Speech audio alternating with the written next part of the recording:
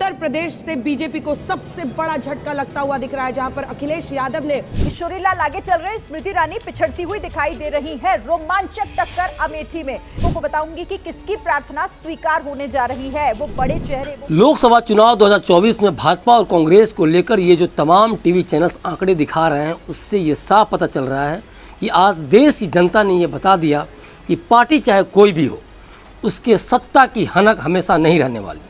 मोदी के नेतृत्व में भाजपा भले ही तीसरी बार सरकार बना रही है, लेकिन 2024 के लोकसभा चुनाव में भाजपा और कांग्रेस को जो जनादेश मिला है, उसके मायने बहुत ही गहरे हैं।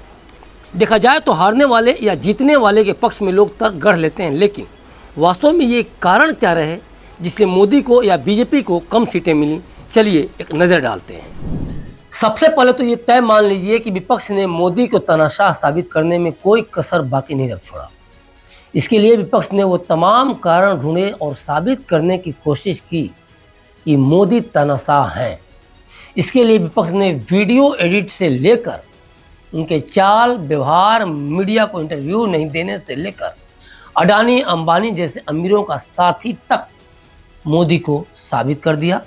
दूसरी तरफ विपक्ष का जो बड़ा हमला था वो संविधान को लेकर था कि मोदी के कारण संविधान खतरे में है। विपक्ष मोदी को लेकर कितना हमलावर था, उसका अंदाज़ा इसी बात से लगाया जा सकता है कि उसने यहाँ तक आरोप लगा दिया कि लोकतंत्र का नाश कर देंगे मोदी। बड़ी बात यह है कि विपक्ष के यह आरोप जनता के ज़िंदगी से जुड़े थे।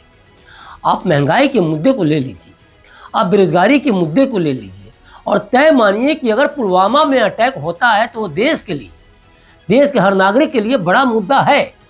लेकिन अगर आपका पेट भरा रहेगा तभी पुलवामा की तरफ आप देखेंगे। ये भी एक कड़वा सत्य है। ये उसी प्रकार से है कि जब देश की सीमा पर अगर कोई निहत्था और भूखा सैनिक नहीं लड़ सकता तो देश के अंदर एक सिविलियन कैसे भूखे पेट पुलवामा की चिंता कर सकता है, और उसकी चिंता से होगा क्या। दूसरी बात जो विपक्ष ने अपने मोदी सरकार पर हमले का मुख्य मुद्दा बनाया वो महंगाई का था, और ये महंगाई सोशल मीडिया पर वायरल होते नई दिल्ली स्टेशन की पार्किंग के उस बिल की से पता चलता है कि जब कोई 1 घंटे का बिल 1000 रुपया दिखाता है। मोदी सरकार ने सॉल्यूशन पर बड़ी बड़ी बातें की, लेकिन कभी भी सॉल्यूशन पर दिल से काम नहीं किया। ये भी जनता ने देखा।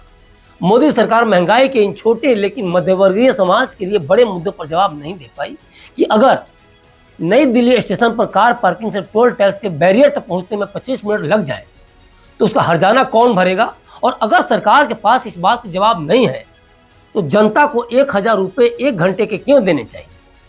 और यही कारण है कि कांग्रेस सहित इंडी गठबंधन में शामिल विपक्षी पार्टियां बेरोजगारी और आवश्यक वस्तुओं की बढ़ती कीमतों का मुद्दा जब भी उठाई, जनता ने उसे ध्यान से सुना, क्योंकि वो भुक्तभोगी थी। विपक्ष ने बार बार कहा कि नौकरियों की कमी सबसे बड़ा मुद्दा है और इस मुद्दे पर सरकार को घेरने की कोशिश की गई। वहीं पेट्रोल डीजल के दाम हो या फिर रोजमर्रा का सामान, इनकी कीमतों को लेकर भी मोदी सरकार विपक्ष के निशाने पर रही है। दूसरी तरफ विपक्ष इस बात का नैरेटिव सेट करने में भी सफल हुआ कि सरकार आरक्षण खत्म करने वाली है। इसके लिए गृह मंत्री अमित शाह का फर्जी वीडियो तक जारी कर दिया गया। मामला इतना संवेदनशील हो गया कि तेलंगाना के सीएम रेवंत रेड्डी के खिलाफ फर्जी वीडियो जारी करने का मामला तक दर्ज हो गया।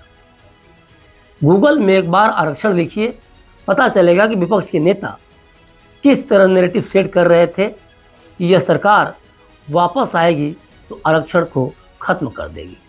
दूसरी तरफ इस मुद्दे को बढ़ता देख स्वयं पीएम नरेंद्र मोदी, अमित शाह आदि को भी बार बार बोलना पड़ा कि देश में कोई भी सरकार आ जाए आरक्षण नहीं खत्म कर सकती। बीजेपी ये भी उदाहरण देती रही कि प्रमोशन में आरक्षण खत्म करने के कोर्ट के आदेश के खिलाफ बीजेपी ने इसे कानून बनाया। दूसरी बात कि अचानक पिछले 15 दिनों में देश में संविधान बनाने की बात, या फिर कह सकते हैं संविधान बचाने की बात, दोनों पक्षों से होने लगी थी। और एक तरफ इंडिया गठबंधन यह नैरेटिव सेट कर रहा था कि बीजेपी 400 पार का नारा इसलिए लगा रही है कि देश में बहुत से कानूनों को बदला जा सके। विपक्ष ने बहुत ही संगठित तरीके से इस बात को आम लोगों के बीच फैलाया। यहाँ तक कि विपक्ष ने बहुत अनैतिक तरीके से यह बात भी फैलाई कि अगर बीजेपी सरकार वापस आती है तो देश में दोबारा चुनाव नहीं होंगे। इन सबके बीच कर्नाटक में दूसरे चरण की वोटिंग से 2 दिन पहले देश के पूर्व पीएम एचडी देवेगौड़ा के पोते सांसद प्रज्वल रेवन्ना के सैकड़ों सेक्स सीडी वायरल हुई। इस बीच बीजेपी के एक नेता ने दावा कर दिया कि इन्होंने जेडीएस अध्यक्ष को करीब 2976 सेक्स क्लिप की जानकारी वाला पत्र भेजा था, जिसमें स्पष्ट किया गया था कि इसमें देवगौड़ा परिवार के लोग शामिल हैं। सवाल उठता है कि यह सब जानते हुए बीजेपी ने जेडीएस से गठबंधन क्यों किया। दूसरी बात कि बीजेपी का 400 पार का नारा उल्टा पड़ गया। एक तो इसका संदेश ये गया कि बीजेपी को इतनी सीटें आती हैं तो यह सत्ता को निरंकुश बना सकती है। दूसरे, भारतीय जनता पार्टी के कार्यकर्ता और कट्टर समर्थकों में इस नारे के चलते फील गुड जैसा भाव आ गया। इसके चलते बहुत से लोग यह मांगकर चलने लगे कि बीजेपी जीत रही है। इसी भाव के चलते बहुत से बीजेपी के वोटर्स मतदान केंद्र तक नहीं पहुंचे, जिसका खमियाजा बीजेपी को भुगतना पड़ा। चुनाव से ठीक पहले दिल्ली की सीमाओं पर किसानों का आंदोलन भी विपक्ष को चुनावी जीत दिला गया। विपक्ष का आरोप था कि सरकार ने किसानों के साथ विश्वासघात किया है। वहीं किसानों के आंदोलन को देखते हुए राहुल गांधी ने किसानों को एमएसपी की कानून गारंटी देने का वादा किया है। दूसरी तरफ कांग्रेस ने यह साफ महसूस किया कि उसको हिमाचल प्रदेश, कर्नाटक और तेलंगाना के राज्य चुनावों में उस समय फायदा मिला जब उसने लोगों को गारंटी दी। लोकसभा चुनाव के लिए पार्टी ने अपनी 5 न्याय गारंटी सामने रखी है, जिसका फायदा चुनाव में मिला भी और जिसका उद्देश्य युवाओं, किसानों, महिलाओं, मजदूरों के लिए न्याय सुनिश्चित करना था और साथ ही सहभागी न्याय सुनिश्चित करना था। मणिपुर से मुंबई तक राहुल गांधी की अगुवाई वाली भारत जोड़ो न्याय यात्रा के दौरान लोगों के सामने न्याय की गारंटी पेश की गई, जिसका फायदा इंडी गठबंधन को और कांग्रेस को चुनाव में मिला, जिसके चलते उनका जीत का सपना साकार हुआ। इन सबके बीच सबसे बड़ी बात यह है कि राहुल जहां भी चुनावी भाषण देते पीएम मोदी पर जमकर निशाना साधते थे। राहुल गांधी ने मोदी को देश को बांटने वाला तक कह दिया। राहुल ने जनता को यह भी समझाने की कोशिश की कि देश का प्रधानमंत्री रोजगार के मुद्दे पर चुप रहते हैं और इसका सहारा लिया प्रधानमंत्री के हालिया साक्षात्कारों का। राहुल पीएम मोदी पर निशाना साधते हुए कहते हैं कि आप सबसे पहले युवाओं को ये बताइए कि आपने हिंदुस्तान के युवाओं को कितना रोजगार दिया, कितनी नौकरियां दी। आपने 2 करोड़ युवाओं को रोजगार देने की बात कही थी, आपने एक युवा को नौकरी नहीं दी। हिंदुस्तान में युवाओं को रोजगार नहीं मिल सकता है। पहले आपके पास नौकरी के लिए अलग अलग रास्ते थे। आप सेना में जा सकते थे, पब्लिक सेक्टर में जा सकते थे, प्राइवेट सेक्टर में आपको रोजगार मिल सकता था। नरेंद्र मोदी ने नोटबंदी, जीएसटी लागू करके रोजगार के रास्ते बंद किए और सेना में अग्निवीर लागू करके जवानों को मजदूर बना दिया। ये पूरे बोल थे राहुल गांधी के, जो पीएम मोदी के लिए नागवार गुजरे। राहुल गांधी ने कहा कि पीएम मोदी एक परमात्मा सिद्धांत के साथ सामने आए हैं। आपको पता है ये परमात्मा वाली कहानी क्यों निकाली गई है? जब वही ईडी के लोग चुनाव के बाद नरेंद्र मोदी से अडानी के बारे में पूछेंगे तो नरेंद्र मोदी कहेंगे, मैं नहीं जानता, परमात्मा ने कहा था। मोदी जी, आप लंबे भाषण देना बंद कीजिए, आप देश को बांटने की कोशिश मत करिए। राहुल को आपने 2024 से पहले कभी इस तरह से हमलावर अंदाज में नहीं देखा होगा। और सबसे बड़ी बात कि तथ्यों के साथ शायद ही कांग्रेस का कोई नेता इस तरह से भाजपा के मुख्य चेहरे मोदी पर हमला कर पाया था। मुख्य चेहरा इसलिए कह रहा हूँ कि 2014 हो या 2019 या फिर 2024, मोदी के चेहरे को कुछ पल के लिए साइड कर दिया जाए तो हर चुनाव में चेहरे के तौर पर भाजपा उतना ही कमज़ोर थी जितना कि मोदी के चेहरे पर मजबूत थी। और यही कारण था कि मोदी की लोकप्रियता के कारण 2014 और 2019 का चुनाव भाजपा जीत गई थी और 2024 में भी उसे बहुत बड़ी जीत की उम्मीद थी कि मोदी अपने दम पर चुनाव जिता लेंगे। लेकिन भाजपा पर राहुल ने तानाशाही के जो आरोप लगाए, कहीं ना कहीं भाजपा उसे सही साबित करती गई और कभी उन समीकरणों पर, कभी हार को लेकर या कभी भी अपनी जन हितैषी नीतियों जैसे रोजगार, महंगाई को लेकर नहीं सोच पाई। और इससे हुआ क्या कि कांग्रेस का चुनाव आते आते ग्राफ काफ़ी ऊपर चढ़ गया और भाजपा रसातल में चली गई। राहुल जब कहते हैं कि भाजपा भारतीय संविधान को चरणबद्ध तरीके से खत्म करने पर तुली हुई है, इंडिया ब्लॉक ऐसे किसी भी कोशिश का विरोध करेगा। राजाओं और महाराजाओं को कांग्रेस ने हटा दिया था। बीजेपी नए सिरे से अंबानी और अडानी की पसंद लेकर सामने आई है। मोदी ने बिजनेस दिग्गजों के कर्ज माफ कर दिए हैं। हम मनरेगा मजदूरी को 250 रुपये से बढ़ाकर 400 रुपया कर देंगे। हम भारतीय गरीबों को मिलने वाली फंडिंग की रकम को भारत के बाजार में लगाएंगे और सही मायनों में मेड इन इंडिया बनाएंगे। राहुल की इन बातों का गंभीरता से विश्लेषण करें तो आप देखेंगे कि राहुल पहले मोदी को देश के लिए समस्या बताते हैं और फिर उसके बाद उस समस्या का हल कांग्रेस में दिखाते हैं।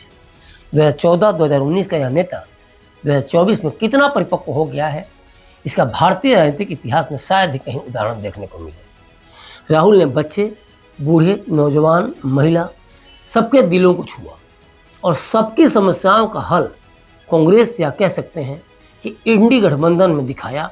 और ये सब कुछ चुनाव से 2-3 महीने पहले से नहीं चल रहा था, बल्कि इसकी तैयारी पिछले 10 सालों से चल रही थी। लेकिन मोदी ने राहुल की चाल को कछुआ समझ लिया और यही अति आत्मविश्वास मोदी को ले डूबा और वे राहुल के राजनीतिक हमले का सही तरीके से जवाब नहीं दे पाए और जो दिए उसमें तानाशाही के जवाब ज़्यादा दिखे या फिर विपक्ष के आरोपों का जवाब सिर्फ बातों में ही दिख पाया, जमीन पर नहीं। अब अग्निवीर योजना का ही उदाहरण ले लीजिए।